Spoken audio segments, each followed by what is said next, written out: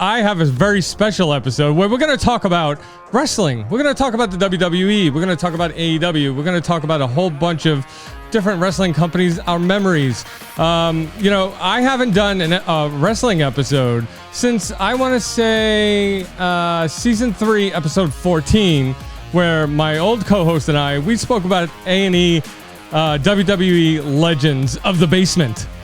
Oh, let me show you something, Frank. I got something. Hang on. Look at this. Look.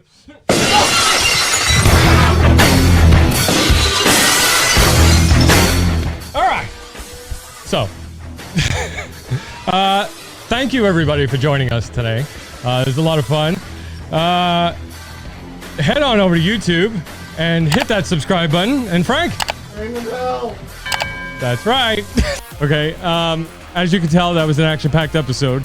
But tonight, okay, I'm going into this kind of blind because, I'm not caught up on the new stuff. I don't watch WWE now. Not since the Attitude Era and not since it went PG. But, ladies and gentlemen, another episode of The Basement Surge is now. Let's go. Turn up the volume. From the basement of the Empire State, this is The Basement Surge. 3, 2,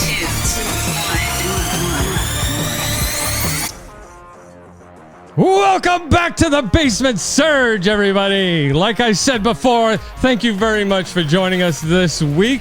I have, like every week, a very special episode.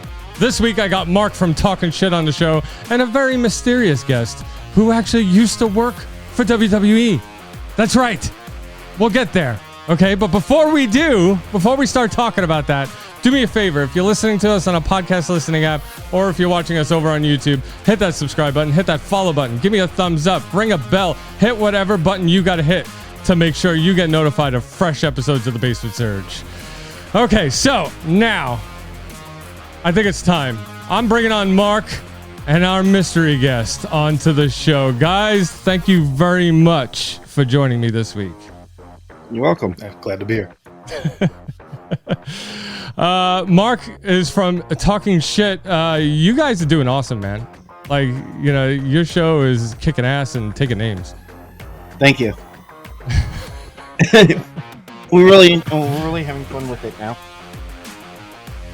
You guys got anything special coming up? That you could talk about? My biggest one right now is probably October 24th.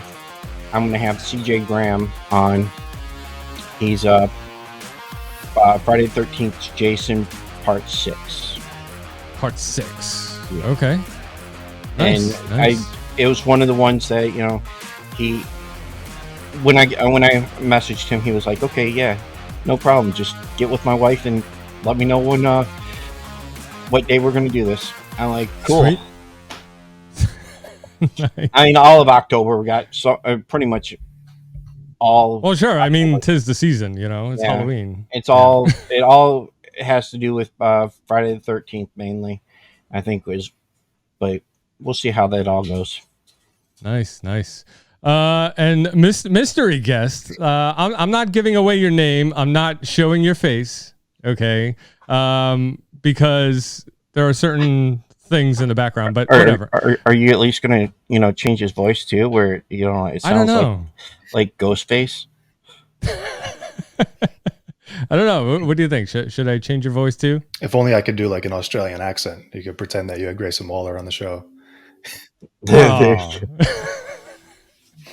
He probably doesn't even know who Grayson Waller is. True. Yeah, no, I don't. I don't. He's actually a really good. He's got his mouth. Yeah. He can talk. He's the Australian Miz. Yes. Oh, okay. So he is a wrestler. Yes. Okay.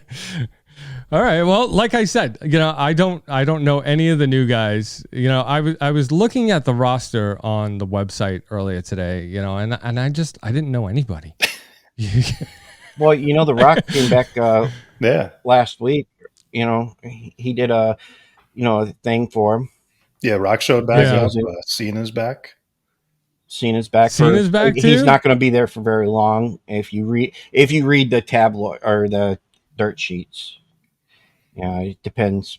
Of course, it's going to be interesting to see what they do with him. Yeah. Just like I always loved when the old guys come back. You know, like the old school guys, because they were my favorites. Right, and well, that's how they get the ratings too. But I would like to. I want to see how, if they do incorporate The Rock back into this, to do it. I really would like to see him go back. Go after the bloodline. Why not? I mean, everybody wanted it last year, the year before that. Yeah. But The Rock's a busy man. I feel like everyone thought that it was going to be Rock versus Roman in LA, but yeah. And to be quite honest, everybody thought that Roman was going to lose to Cody Rhodes. Yeah. A lot of fans are disappointed with that one. Oh yeah, I mean that's like going along the lines of the Undertaker losing his streak. People were pissed. Yeah. I was pissed because I didn't think that Brock Lesnar should have been the one to break that. Right. I think it should have been somebody younger. Yeah. But that's me. I'm not Vince. I don't know what goes on. I really wasn't a big fan of Lesnar. I think he flip-flopped too much between wrestling and MMA and all that stuff. I can tell you this: the Brock Lesnar I liked was the one that showed up. Late or early last year. Yeah. He was a different type of Lesnar. It showed more charisma, more that he could do more than just be somebody to beat up everybody. That was, my biggest takeaway of the recent Brock Lesnar was, if he had this all along, why didn't they take advantage of it 15 years ago? Exactly. He probably would have stayed. Well, I don't know if he would have stayed, but I don't know if he would have stayed, but he was very entertaining and yes, driving that tractor and up to the ring and lifting up the ring and all this, and him losing. But my favorite one was him losing to Cody Rhodes, and actually shook his hand and gave him a hug. That's Brock Lesnar doesn't do that to just anybody. I heard about that. Was that kind of like a passing of the torch kind of thing? I think so. He'd know more. Yeah, I mean, I don't know officially, but from what I had heard, that was not planned. From what I heard, that was Brock on his own after the match going up to Cody. So I feel like that could be a real passing of the torch. Like Cody earned his respect. I heard that, not this coming up, not the one in Philadelphia, but the one in Minnesota. If the rumors are true, that's where Brock Lesnar is going to retire at. Yeah. Wow. Was it Lesnar that everybody, every time they wrestled with him, he would hurt them? Is that the one? I don't think he purposely would hurt them, but some of them got hurt. Yeah. But I don't think he'd purposely hurt. Well, maybe some of them he might have purposely hurt, but I don't know. So let me ask you guys. All right. So Rock comes back. What was it? The September 15th or something like that on 2 weeks ago, or about 2 weeks ago. Yeah, 2 weeks ago. He comes back, right? Do you think that he came back and amped everybody up for the publicity because of what he did with Oprah? Did you hear about that? No, what he did with Oprah? Well, he had made there was some controversy about the fires that happened in Hawaii, and him and Oprah donated millions of dollars to them fixing it up, and but there was a huge controversy. I don't know the whole story, but I know he got he got really reamed out in the newspaper, and okay. And I think, and then next thing I know, he's showing up on TV on one of the shows, and I'm like, oh, I think he's trying to bury it. Save face, get some good. Well, right before that, right afterwards, who was it? NBC halted his contract because of the writer's strike. Yeah. Okay. It's not. I mean, it's not like he needs the money anyways. I mean, right. He could give me some of it. Oh man. All right. So let's backtrack a little bit. All right. We're talking about recent stuff. Let's backtrack a little bit and I want to get your guys' take from when you had first fell in love with wrestling. We'll start with our mystery guest over here. When do you remember first falling in love with wrestling? So I was trying to think about this before we recorded because I feel like we had the old VHS tapes of like random like events because like when I was younger I wasn't really allowed to watch a lot of the pay-per-views. It was like the Saturday afternoon shows type stuff where they would Right. recap the week. I feel like the first match that I really remember, like, and everyone goes to that as one of the biggest matches, is Taker Mankind. Like, Yes. I'd have a lot of the older stuff I remember seeing years after they happened. I don't really remember my thought process live, but like, Mankind getting thrown off the cell. That I think that might be my first real memory of like, holy shit. Yeah. Yeah, that was a great match. That I think everybody talks about that match. Yeah. Wrestling back then I think was totally different than what it is now. Obviously, there's so many different rules and stuff that they have to follow and all this other stuff. Like the industry, I think has changed so much. But back then it was kind of like a no holds barred kind of thing. Where, you can get away with doing certain things. Yeah. And like, do you think that nowadays Jake the Snake would be allowed to carry the snake into the ring and have, put it on his opponent like he used to do? Yeah, I think so. I think he'd still be able to do it. I mean, to come to find out that, Jake the Snake was scared to death of snakes and he still did the character. Yeah. But yes, I do think that it would still work. That's like asking to see if Coco Beware, the bird, or the British Bulldogs could take the bulldog down to the ring, and chase Bobby Heenan around the ring again. That was funny. Yeah. To put the snake on him, as long as nobody, like what. Who was it that Earthquake when he dropped down on the Python on Damien, and I don't think that would be allowed now, but other than that, yeah. Or maybe Yokozuna with the big ass, right? Or Rikishi, better yet, Rikishi. Yeah, Rikishi would just, yeah. So, mystery guest, what was have you ever gone to, you've obviously gone to a match, but like what was one of your first matches that you remember you went to? So as a fan, it was SummerSlam 98, I believe. It was in Jersey at the Continental Airlines Arena. And that was a very last minute. A friend of mine was going and someone got sick. They had an extra ticket.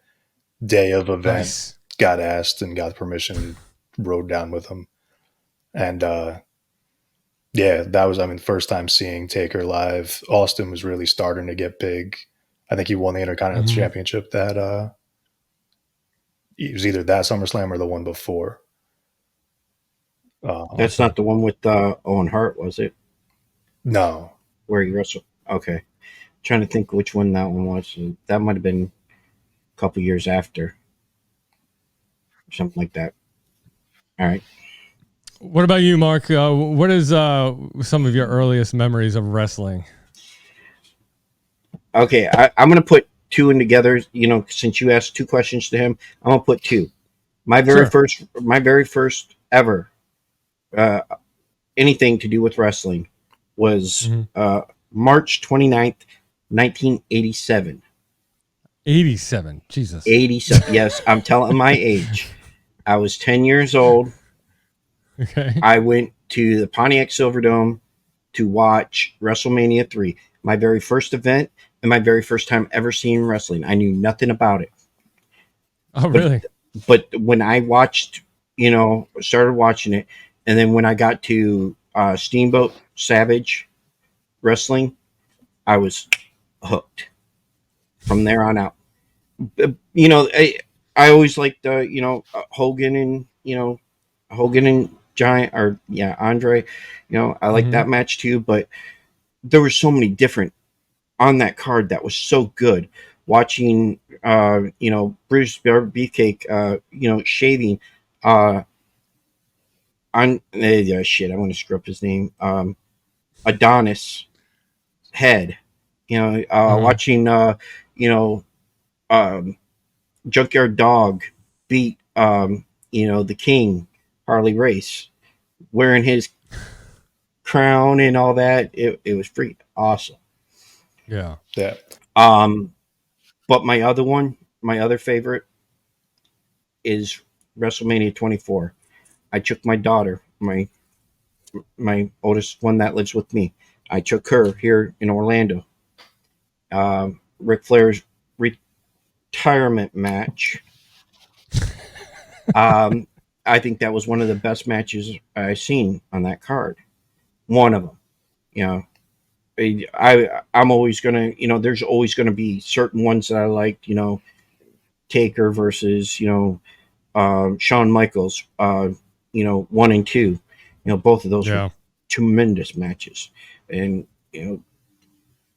but I think one of the ones that sticks out to me was WrestleMania 3 was my perfect, introduction to wrestling. My mom tells me before I go, just remember, it's all fake.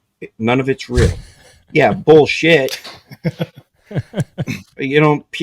love it when people tell me wrestling's fake. Okay, yes, the outcome's fake. Yes, maybe some of the moves are fake, but man, the stuff that they put their bodies through, yeah, fuck you. Yeah. My exact words are. One thing real quick about WrestleMania 3, and in the grand scheme of things, it's very meaningless and very subtle, but them going down the ramp to the ring in the small ring, like seeing Andre getting pushed in the, like, going through the crowd, it's almost like he was riding on a chariot of a mini ring. It's like, it was so subtle, right. like Junkyard Dog and Harley Race, like going back and seeing that footage is just like awesome. Yeah, I remember for me, like my earliest memories were, just hanging out like you, where we never watched the pay-per-views, so, I would have to catch it on like Saturday, Sunday afternoons, in the mornings or whatever. And I used to love Hulk Hogan, of course, like every other kid from the 80s, Hulk Hogan, Randy Savage, Jake the Snake. Those guys were all the guys that I loved back in the day. And I remember I had I don't know if it was actually called WrestleMania, but I had a WWF video game for Super Nintendo, and I played it religiously. I loved it. I think that one was called, I think it was WrestleMania, because I had one for regular Nintendo that was called WrestleMania, but I think I can't remember what they had another name. And Acclaim did it. Right, yeah. And it had like Hogan on the box or something like this. Right, for that one, yeah. Yeah. And, so then I kind of fell out of it when I was younger. I stopped following it, and I really wasn't that into it until my dad, years later, I want to say 1995, 96. My dad says, hey, I got 2 tickets to go see a wrestling match over here at the local church. And I was like, all right, let's go, and so I went, and Jake the Snake was there. Okay. And I actually got to meet him. I shook his hand, got his autograph and everything. And I guess he was doing the indie, low budget circuit. And, and it was great. I loved it. And, it really got me hooked back on wrestling, I think, because, then I started rewatching everything. Undertaker, all those classic matches with, like you said, Undertaker and Mankind, that cage match, and then Shawn Michaels. And it was just, it had become something huge for me, especially in the late 90s, early 2000s, with the Attitude Era. And the first, not not really. The first major show I went to Monday Night Raw. I want to say like 2002, 2001, something like that. And all I remember is hearing Stone Cold's glass breaking and the lights going nuts. And, you know, I was hooked, you know, and ever since then, for the rest of the Attitude Era, you know, I watched every match, every SmackDown, every Raw, you know, like, and then it just went downhill, you know, after everybody left. And well, that happens. I mean, yeah. You know, you got that turnover, and then it starts to go back up, and then you get, unfortunately, you get another turnover, or something happens to where you have to build up another guy, one of the big guys, and you know, that just, I mean, I've never been to a Raw or a SmackDown. I've only but you've been to WrestleMania. Yes, only 2 of them.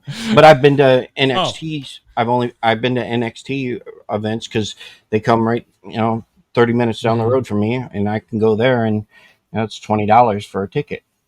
Nice. I actually won 3 tickets to Monday Night Raw off the radio, so it was a lot of luck.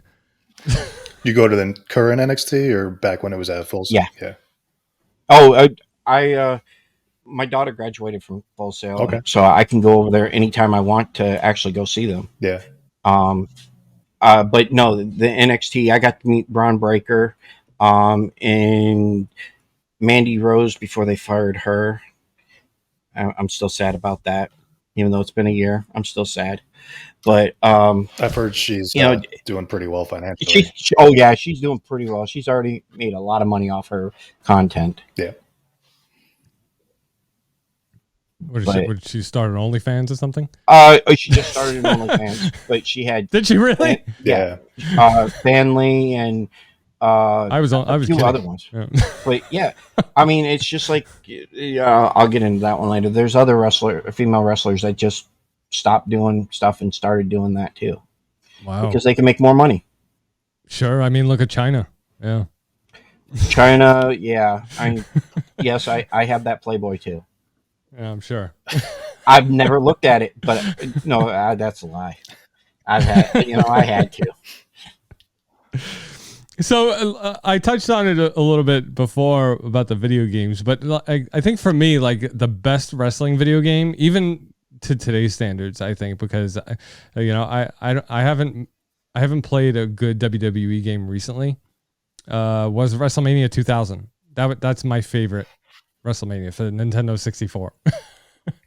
I was going to say the WCW NWO N64 game. Oh man, yeah. Okay. I played that one, and my God, that's hard as hell. I thought that one was hard as hell. Yeah.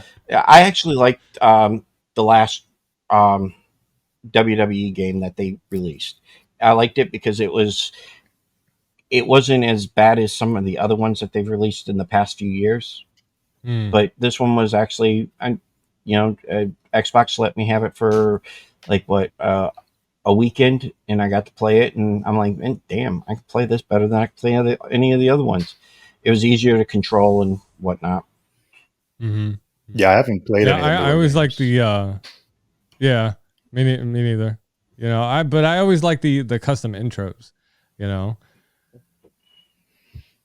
those were always fun. Yeah, I can't make an intro like them. No.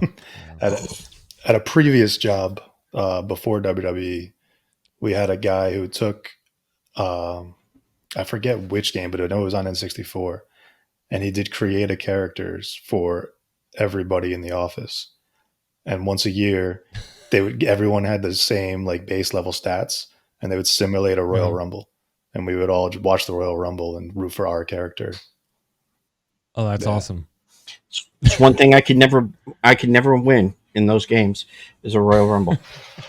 Never. Did you put money down on the game? No, fuck no. Oh man, you know that sounds like a lot of fun. You know, like me and my friends here, I had a good group of guys that I used to hang out with down here in the basement, and we used to play the 64 over here. And we each had our own custom guys, looked like us, and we had each our own finishing moves. And it was just a lot of fun. Customized. I bet you yours was a buffed guy of yours, right? No, not so much. I mean, he was average. Or did it look like the 1-2-3 kid? No. No. Oh crap, that hurts. You all right? Mark busted a rib sneezing. Oh wow. And not just sneezing, more than once. I mean, Yeah, you sneezed like 40 times in a row, and yeah, Cracked a rib. God, yep, That's rough. yeah, man, yeah. shit happens.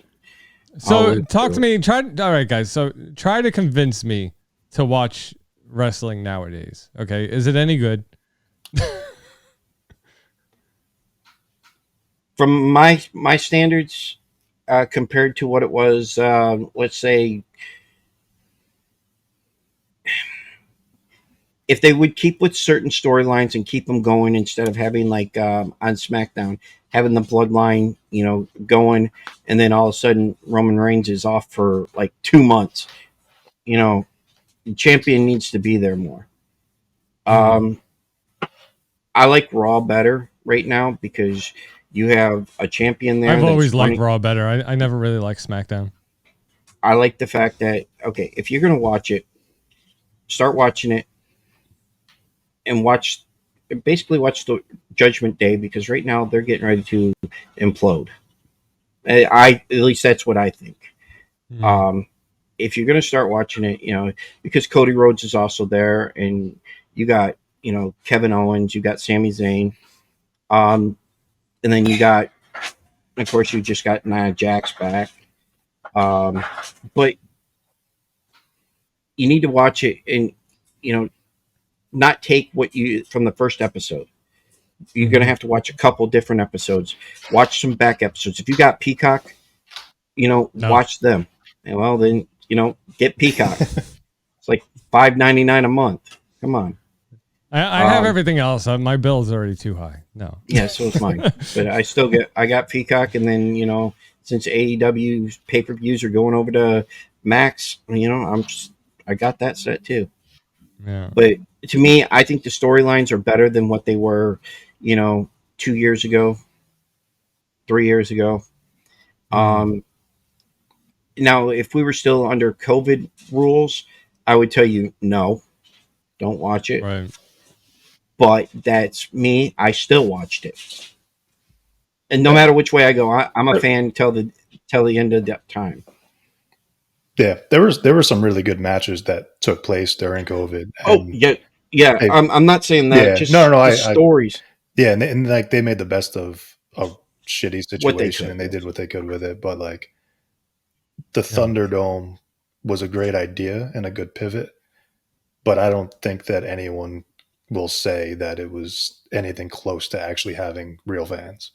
Like wrestling, the fans are part of the show. That was where they had the screens and the audience, exactly. right? The only thing I did not like about the screens is when you're on them. And yes, I did go on them. I was on them twice because the first time it glitched out, and the second time they tell you when to cheer, when to boo, and I did not like that.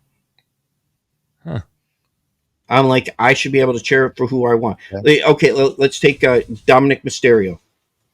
He is the biggest heel right now. They boo him out of the building. Literally, you can't hear him on the mic. Of course, I think they pipe some of that in, don't they? I don't have actual proof of any of that. Well, neither do I. I've just read the dirt sheets, Yeah. Just in terms of production, like if you're working a hockey game for the NHL, you have mics set up around the arena to get crowd noise. And if you're good at your job, you can ride the levels of those mics so that you're taking a little bit more of the crowd noise when you want to and a little bit less of the crowd noise when you don't want to. So the crowd starts booing and you turn it up a little bit so that we can hear the crowd, and you turn down Dom's mic a little bit so you can't hear Dom. That could potentially happen. But yeah, it happened. It happened last night. You could tell that. Dom also plays into it really well. He plays that character so well. I see. I'm glad you're on the show, mystery guest, because I watched a couple of shows. I want to say last year or like 2 years ago, right? Where every time one of the guys would hit the other guy, the camera would like zoom in on the punch.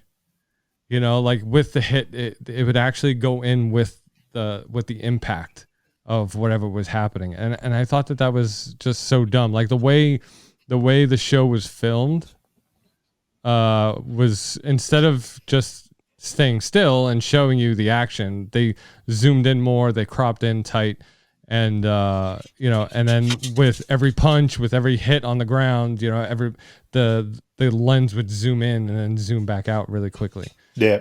I thought that was, I feel like they've gotten away from that more recently. Yeah, they have. Yeah. The cameramen there are the best in the world. Honestly, like, I would assume so. I just thought it was a style that, it was a little annoying because I just want to enjoy the show. You know what I mean? One of the fun little behind the scenes nuggets for people who are like video nerds, they save everything. And those cameras are always on during a show. So like if you're there and you see like the camera by the ring, that employees or editors or whatnot can go and get that camera at any point during the show. So you can go back and watch what Camera 3 did for the entire show. Those cameramen, like, I've never actually got to interact with them one-on-one after I found out that fact and got to watch it and saw the amount of like quality of work that they do when their cameras aren't even being used is just unbelievable. Like, it's mind-blowing how good they are. So like it just gives the production team that much more potential. Like the director knows that he's got however many cameras and he can cut to any of them at any time. And he knows that camera is going to be doing what it's supposed to. Like, it's just the production quality is just out of this world. I would imagine the storage for all of this film, all this video, not even film. Yeah. I'm showing my age again. It's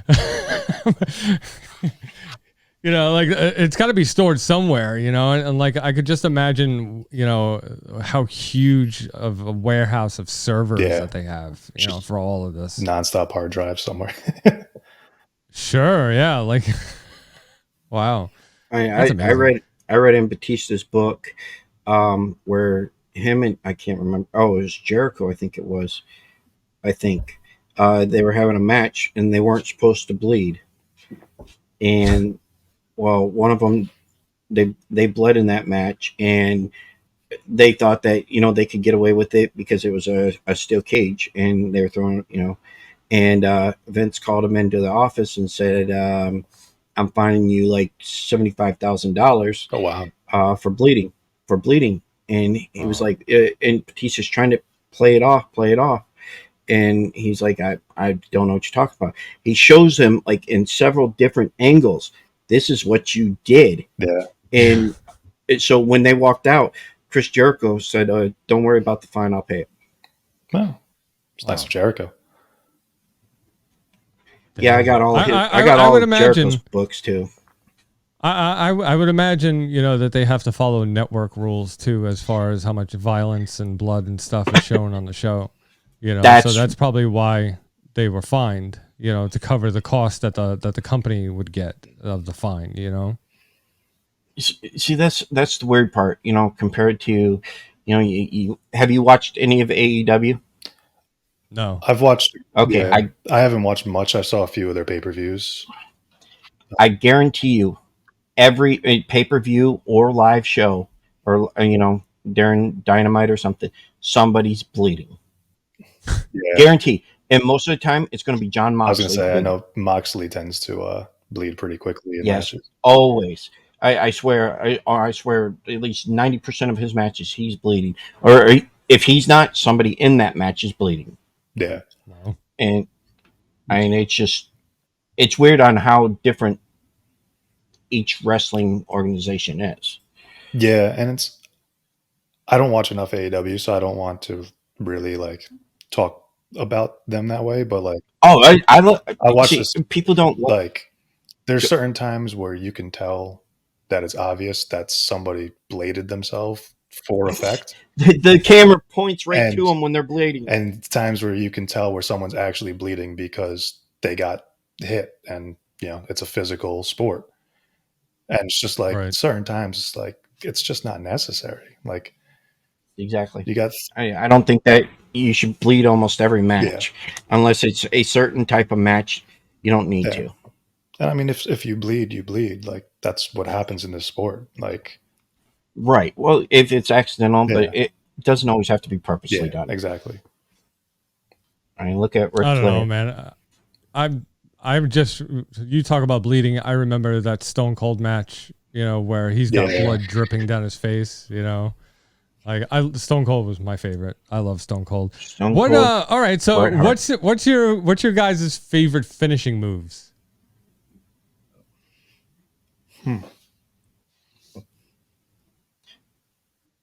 Mine's obviously the Stone stunner. Cold Stunner. Yeah. I love the Stunner. I've always been one, and it's not used that often anymore, and that's the chicken wing. The chicken wing. Yeah, Bob Backlund. Okay. I do like I do like the sharpshooter, but the chicken wing was different. It was not everybody was using it. Mm.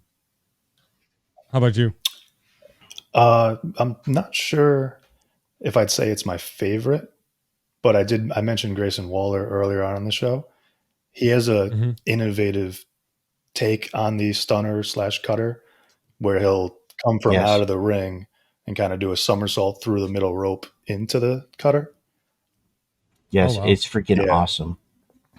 Wow. And then, I'm surprised neither of you guys said the RKO. well, yeah, and then, the Well, best RKO ever, and I haven't seen her in a while, but Sol Ruka, I believe, was in NXT, and okay. she would jump off the middle rope and do a flip into the cutter. Wow. And like, Yeah. yeah, that was one where it needed to be in the right spot to be set up well, but she was so athletic that it was just, Yes, she's really good. Wow. Okay, since you're asking questions, let me ask a question. Most overused finishing move. is it still considered a Chokeslam. finishing move? Huh? Is it still considered a finishing move, HBK? Ew. Sweet kid? yeah. I don't know. Super kicks are the most overrated now, because everybody seems to use them. Well, what about the choke slam? I think that's overrated. I mean, come on. Certain ones can get away with it, certain ones can't. Yeah. But I mean, but come on, everybody. I think just about everybody uses. Yeah, but I don't know. I don't know if it's considered a finishing move anymore. The last time I can think of it actually being used as a finisher was the Elimination Chamber, where Bronson Reed took like 7 super kicks in a row before they finally pinned him. Jesus. That's true. I'm trying to think. And the only reason why I'm saying that is because I'm not just picking on that, but it's because of the Young Bucks. They use that all the time, super kick parties and stuff like that. And I'm not a big fan of theirs. So but yes, you are correct. I don't think it's considered a finishing move anymore. Yeah. Back in the day, it was. Yeah. Next time you go to NXT, you got to ask Sean about that. Get some backstage passes and yeah. I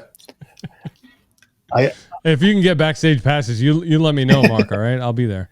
Yeah, Brian will be the first one to be like, "Hey, I'm going with you I don't care. I'll drive down to Florida. I don't care. from New York."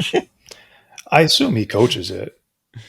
He's Yeah, been there too long, and too many people from there use it all the time. That he has to be okay with it, and he has to coach it. I mean, you don't see the sleeper hold anymore. Yeah, Oh, Of course, that chokeholds to me are boring, anyways. But it's one way to yeah. slow down the match. Samoa At Joe's least to me, over that. in AEW. Does he still use it? Um, yes, and well, yeah, he does. It's been a while since I've seen him uh, actually wrestle. Yeah, I Okay, know. a few weeks, but I'm just trying to think of anyone. I know Karrion Cross had a. yes, carrying cross. Oh man, it pisses me off the way that they use him. The last time I saw him, 'cause I feel like it's been a while since he's been on TV. He had a different finisher that looked really innovative and cool, and I was excited to see that more. But then I don't think that he's I been haven't on seen. TV in a while. Yeah, I don't think I've seen him in a Who's this? while. Carrying It was Cross? Yeah, yeah, carrying cross. He had a better persona when he was in NXT, when he was in Impact and stuff. He was so much better. When they brought him up to the main roster, I think they misuse him. He could be such uh, a better yeah, wrestler. yeah. He was uh, really big on the independents before coming over, but he had a really cool character in NXT. Yes, he did. And his wife is makes his character even better. Yeah, This says that his new finisher is the modified pump handle slam. Wow. yeah. I only saw him do it once, and I was just like, literally, like head tilted, like, oh, that's new. I gotta check it out. I don't know, like you guys make me want to watch NXT and AEW and all that stuff, because I don't think I can really get back into WWE nowadays. Like I said, I don't know. if you're gonna watch it, you need to watch it. Take a even go on YouTube and check out a few Yeah, of the Raw or SmackDown. If right. you want to watch Impact, NXT, or you know AEW or New Japan, or I watch them all. So I mean, Wow. if I was to pick Okay. out of any of them, you know, I like watching Japanese wrestling Yeah, because it's a different feel. The audience don't cheer during the match; they cheer after the match. Really? They're quiet. Yeah, it's part of their culture, and they believe in wrestling compared to, let's say, you know, uh, Japan and Mexico. Their wrestling are similar in some Mhm. ways because they believe in the wrestling compared to what the United States does. That they don't get into the personas of the wrestler. You beat one of their wrestlers and their favorite wrestlers, they're going to tear down the building just to get you. Wow. Japan, Damn. they're stars, they're gold, Yeah. and they're treated like gold. Wow. Here, they treat them like whatever. yeah, But I like watching. I also like watching some of the independent wrestlings that if I can find them on TV or if I can find them somewhere, I'll watch them. Yeah. Like OVW, or shit, what's the other one? SoCal Pro Wrestling, Okay. because I have a few friends that are involved in SoCal, Hmm. and they're great. Watching them, it's like wow, it, they make you feel more compared to some of this other stuff. yeah, Nice. But they're trying to still make it to the pros, yeah. Right. where That's and they put. the thing I was gonna say Go is ahead. that independent wrestling, there's more leeway because they're trying to make it. Whereas I feel like in the pros now they're a little bit more protective. Just kind of like every sport, like NFL is worried about concussions. I feel like, professional wrestling, they're more worried about protecting their talent, nowadays than they used to be. Like the athleticism, the abilities that these guys have is, significantly better than it used to be. Just like every sport. Like Right. if you watch, basketball from 30 years ago and watch basketball now, everyone's so much more athletic.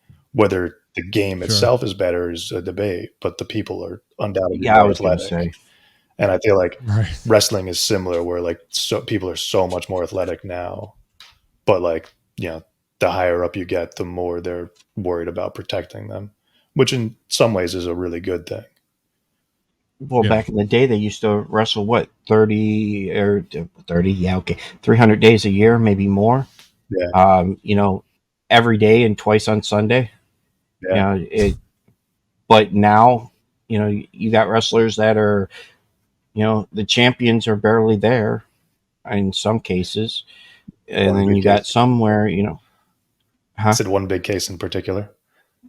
yeah. Well, I hated it when Brock Lesnar did the same thing. Yeah.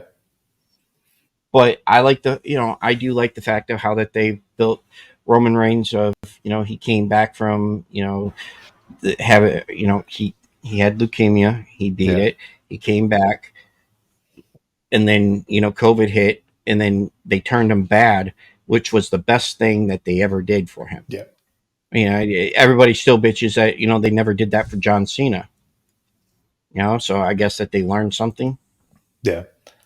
Yeah, the Bloodline storyline over the past few years has been incredible, and they've built Roman up to superstardom. Like he is a marquee event.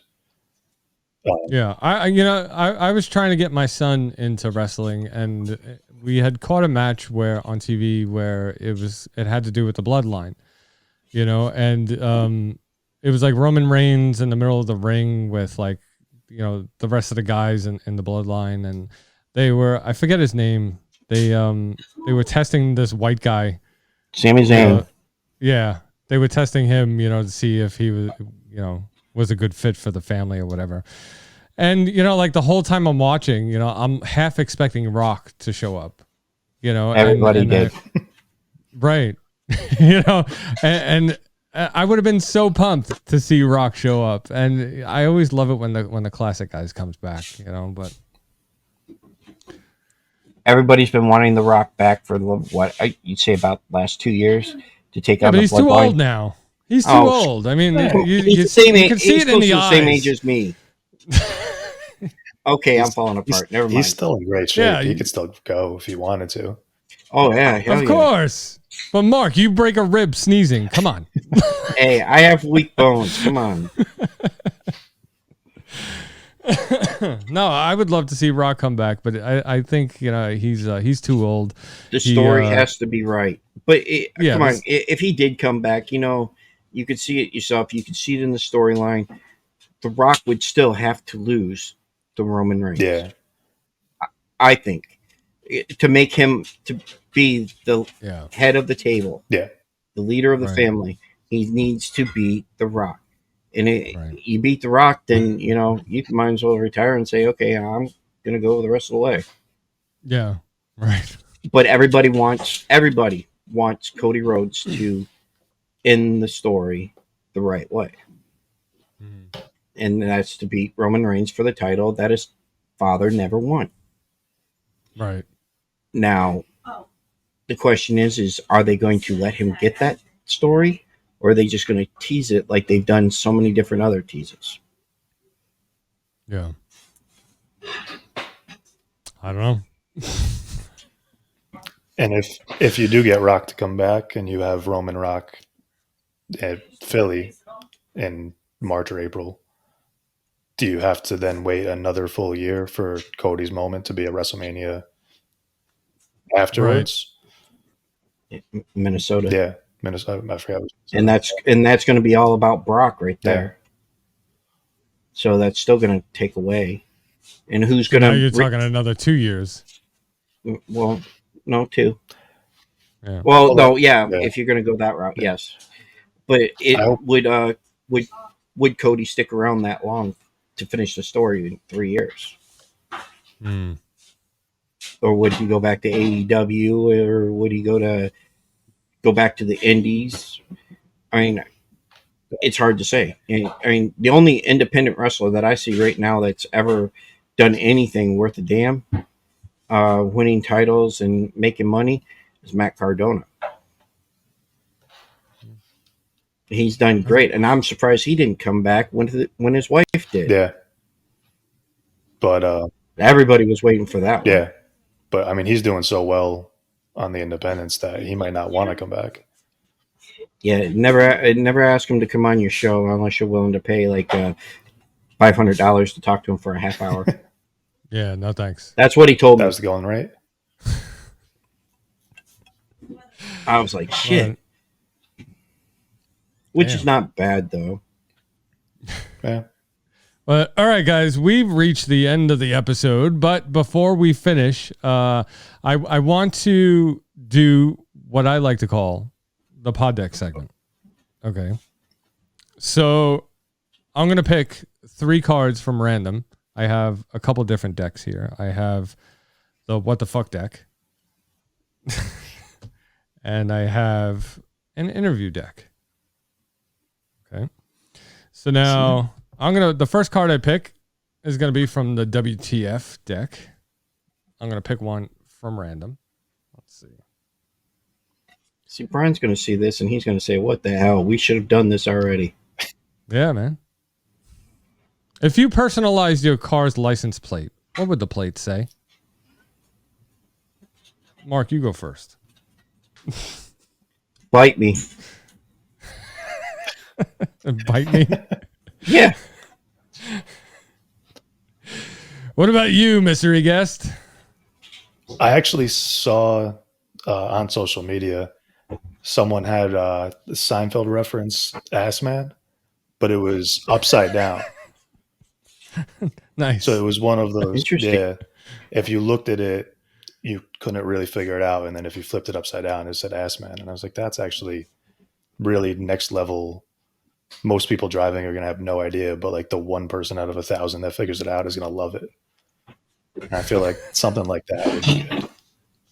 Nice. And you know what? It stays on the theme of wrestling because of Mr. Ass, Yeah. right?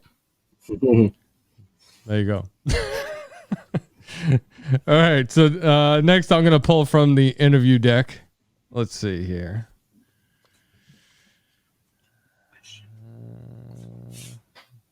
I don't like that question. Put me a few in the fridge.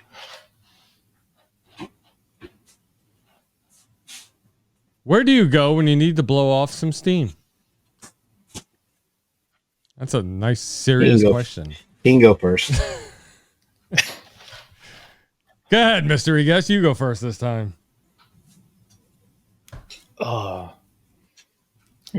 Where do you go to blow off some steam? Probably the bar. Nice. Yeah. All right. I'm with you, man. I'm with you. Okay. Mark? I'm going to be smart ass to the bathroom.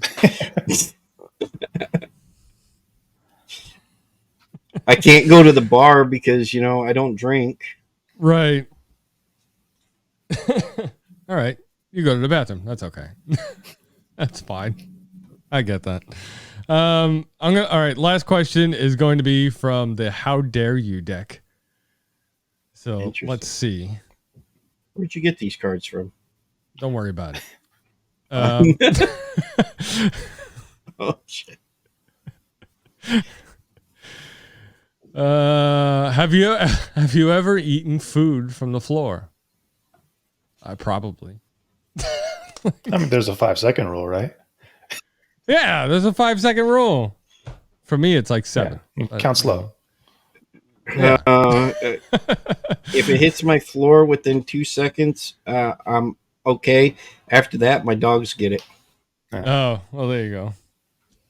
I don't have any dogs. I have kids, which is basically the same thing. So, My kids are all adults now, so yeah. All right, guys. Well, thank you very much for coming on the show today. I really appreciate your time. No problem. This is a lot of fun. This is a lot of fun. Mystery guest, we have to do another episode where I do call you by your name and we talk about something else. One-on-one. We should do a normal episode. This is cool. What you should do if you really want to, after you're done with this, you should turn on USA and watch NXT because it's on right now. There you go. Okay. Yeah. I'll think about it. A cheap plug. I'm only watching it because Becky Lynch is on it tonight. So. Oh. Okay. All right. All right, everybody. Well, if you like tonight's episode, do me a favor. Go down to the show notes and head on over there to Talking Shttt, the show Mark runs with his friend Brian. Okay. They put out some great episodes every now and then. They're okay. Not as good as Surge, but Wow. I'm kidding. Just because we don't have a good, intro, Yeah. Oh, that's all right. We'll figure it out. You'll get there. It's okay. No, seriously, everybody. If you want to join Talking Shttt's Facebook group, they're what'd you say? 12 away from 500? No, we're 19 away from 500 right now. 19 away from 500.